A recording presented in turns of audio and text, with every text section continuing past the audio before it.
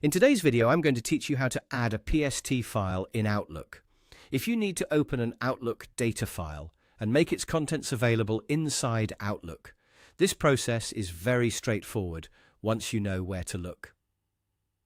A PST file, also called an Outlook data file, is commonly used to store emails, contacts, calendars, and other mailbox items. Adding one to Outlook lets you access that saved information directly from the Outlook window, which can be especially helpful if you're working with archived mail or content that was previously backed up. To get started, open Outlook and wait for the main window to fully load. It's a good idea to make sure Outlook is responsive before continuing, especially if you have a large mailbox or multiple accounts connected. Once Outlook is open, go to the Home tab at the top of the screen.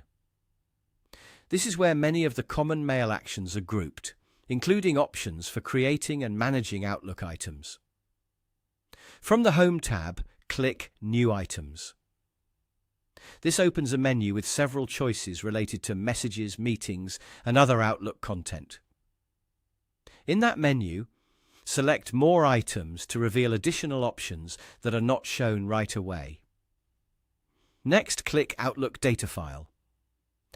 This is the option you use when you want to add an existing PST file into Outlook. After selecting it, a file browsing window will appear, allowing you to locate the data file on your computer. At this point, browse to the folder where the PST file is saved. If you exported or stored the file in a specific location earlier, navigate to that folder and select the correct file carefully.